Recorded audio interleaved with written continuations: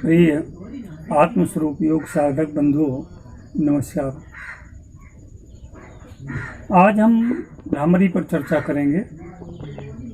भ्रामरी प्राणायाम हमारे मन मस्तिष्क को परिष्कृत करके हमारे जीवन शैली को एक नवीन दिशा देता है। प्राणायाम का अर्थ ही होता है कि प्राणों का विस्तार।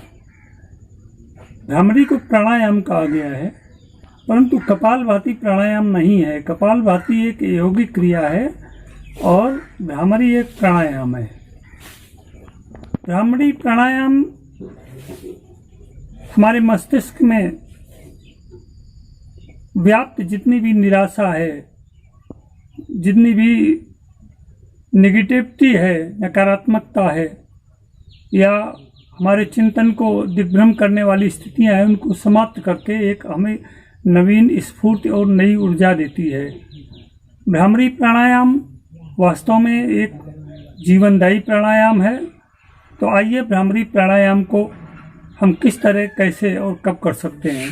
तो देखिए, जब भी भ्रामरी प्राणायाम करें तो पहला तो काम एक ये है कि हम अपना मेरुदंड सीधा करके और मस्तिष्क मेरुदंड के सीध में सीधा करके बैठें और हमें खड़मुखी मुद्रा का प्रयोग करना है। खड़मुखी मुद्रा हमारी जो बाहर की 6 इंद्रियां हैं उनको बंद करना है। अंगूठे से दोनों कानों को और 2 अंगुलियों से, मध्यमा अंगुली से अपनी आँख को और 2 अंगुलियां हमें आज्ञा चक्र के ऊपर इस तरह से रखनी है और 2 अंगुलियां हमें नासिका के इस निम्न भाग पर रख करके हमें भ्रामरी मुद्रा का प्रयोग करना है।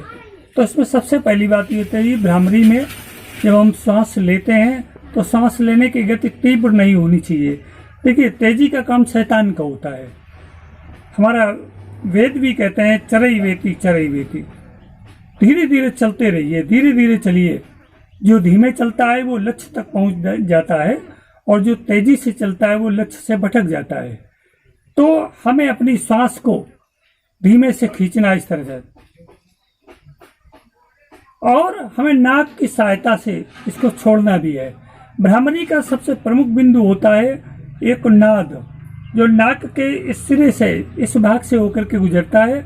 गले से आवाज नहीं निकालनी है। नासिका के यह आज्ञा चक्र और नासिका के बीच के बिंदु से आवाज निकले और ये एक बहुत स्लो स्पीड में हो, ज्यादा तेजी से नहीं, स्लो स्पीड में इसको हम भ्रामरी करते हैं। जिसका परिणाम ये होगा कि विज्ञान कहता है कि आवाज की ऊर्जा, आवाज के स्पंदन ऊर्जा में परिवर्तित होते हैं और ये ऊर्जा हमारे शरीर को मजबूती प्रदान करती है, हमारे शरीर को एक नया जीवन देती है, हमको नई शैली विकसित करती है।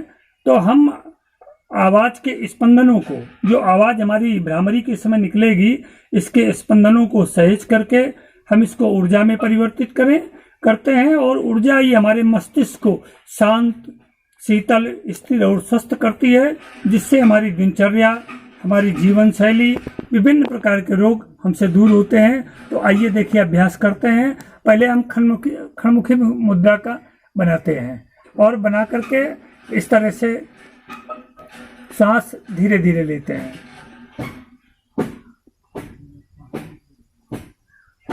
ध्यान ये रहे कि सांस लेते समय आवाज तेज नहीं होनी चाहिए और जब सांस छोड़ेंगे तो मध्यम गति से हम नासिका के इस भाग से सांस छोड़ेंगे।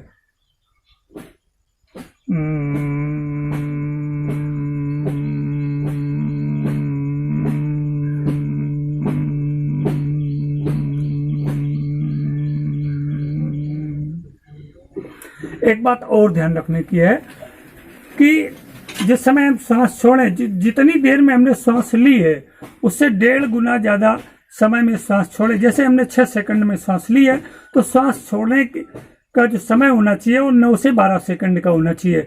सांस लेंगे कम और छोड़ेंगे ज्यादा, तो उससे क्या होगा कि हमारा जो डायफ्राम है वो पूरी तरह से फैल जाएगा और फैल करके जब दोबारा सांस लेंगे तो सांस लेने में हमारा डायफ्राम पूरी तरह भरेगा सांस से, ऑक्सीजन से, और हमारे फेफड़ा खुलेंगे।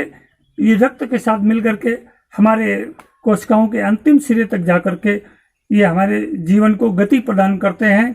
और देखिए, भ्रामरी प्राणायाम के विषय में एक बात और, कि जिनका कान बहता हो या जिनको टॉन्सिल्स तेजी से बढ़ चुके हों, उनको भ्रामरी प्राणायाम नहीं करना चाहिए।